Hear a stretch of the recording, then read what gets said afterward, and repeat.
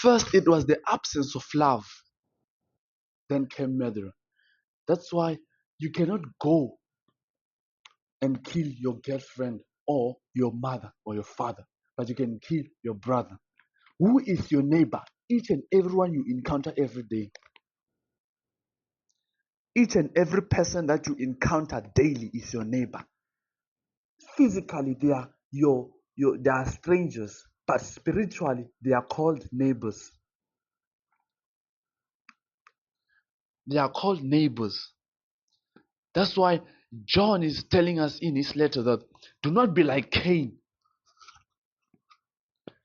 Cain did not have love. He was with an evil heart. Then he went about and killed his brother because he did not have love. Now, this is a reminder that if in a person there is no love, murder is a possibility, hate is a possibility, jealousy, envy, all those things, covetousness, lasciviousness, those are possibilities. High, big possibilities. Because if there is no love, how can you not hate? How can you not be a murderer? The Bible classifies openly that anyone who do not have love is a murderer at heart. Anyone who do not have love, not some people who do not have love. Anyone who do not have love is a murderer at heart. Why? It's because the absence of love. It means that uh, if love is absent, then another influence is present. If love is absent, another which is not love is present. And that which is present, which is not love, will operate because love, when it comes to a person, it needs to operate. That's why we see love by works, not by words. And then we see the absence of love by works, not by words. When a person lacks love, you see by their works. That's why the commandments, they say that thou shalt not commit adultery, thou shalt not murder, thou shalt not kill, thou shalt not bear false witness of another, shalt not forcefully accuse someone, this and that and that and that and that. All those things were written because the people did not have love. You cannot do harm, any harm, to someone you love. It is impossible. Check it. Look at your spouse, your wife. You always try to protect them even when they are wrong. Why? It's because you have love. You always try to make sure that they are not embarrassed publicly. That's why you do not rebuke them publicly. You rebuke them privately because you are protecting them, you are loving them. And even if you correct them, you do not retaliate. You correct them in love, with love. And you provide, although they have wronged you, in love. The same way you are to your wife, it should be the same way it is to our neighbors.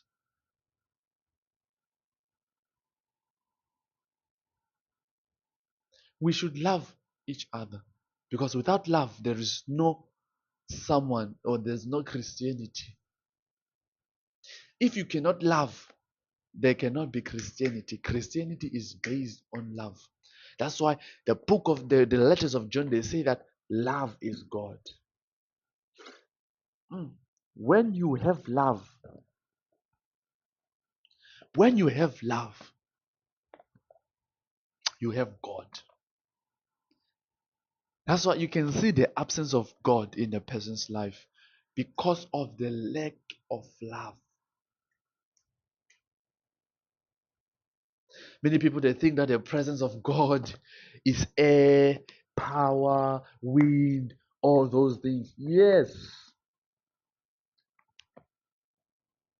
but the actual, factual presence of God is love. Many people nowadays, they are scared. They are afraid to go to church because they think that the church members will judge them. They are afraid because they think that the church members will judge them. And it should not be so. It ought not to be so. People should run to church, not away from church. But we live in a generation where when someone is wrong, people attack him or people attack them because they've done something wrong. That's not love.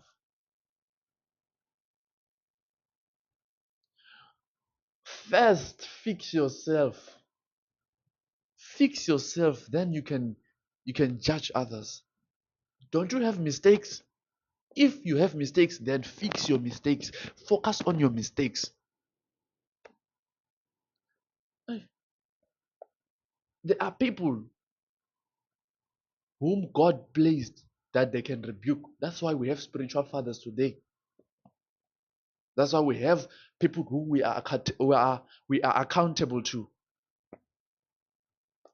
They have been given authority to rebuke, not to judge. Judgment is for God, and vengeance is for God. He's the one who will judge. That's why you cannot even judge the devil. God has already judged the devil. God will judge the devil. You are not the judge. Can't you see that even Satan, he thinks that he's the judge? He judges us every day. He is the accuser of the brethren. He stands before God and he accuses us. But to be honest, his judgment is not valid because whether he judges us or not, God still forgives us. Isn't this a mystery? His judgment is not valid. If I can commit a sin today and you judge me, if I go to God and say, Lord, forgive me, and God actually forgives me, it means your judgment was not valid. It did not help me. You were condemning me.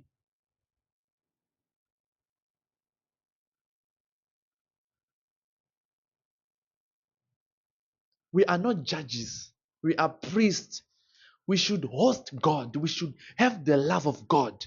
We should accommodate each and every type of a person who comes to us. That's why he said that the fruit of the not the fruits. Read it in the King James Version. The fruit of the Spirit is love, and then follows peace, joy. All those things are attributes of love. Go check a home or a household that is full of love. You will see that it is only love that uh, gives joy, peace, long suffering, patience, tolerance. You cannot tolerate someone if you do not love them. You cannot forbear things that you should not if you do not have love. That's why all these things they are attributes of love. Patience. You cannot be patient with someone if you don't love them. God, God is patient with us. Yet every day we do a lot of evil things. We are not serious. We fall sometimes. Many a times we fall. And God is still patient with us. Even Paul said that, don't you just think that God is patient with you? Yet you are using this time to judge others. Instead, you should use this time to fix your mistakes. Ask God by righteousness, ask God by the Spirit to help you. That's why Jesus said that you must first remove that which is in your eye. Then you can see clearly. Then you can remove that which is in the brother's eye.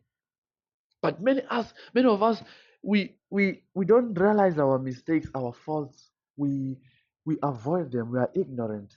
But we are too quick to see the faults of other people.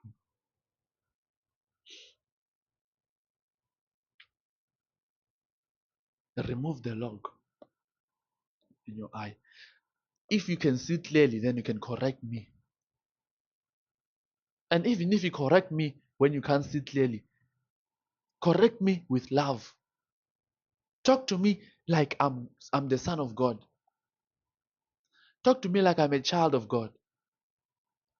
Talk to me like I'm your neighbor. Then if I'm doing something wrong, I will change. We think we are judges, actually. We think we are judges. We are not. We are called to live a peaceful life. We are called to live a righteous life.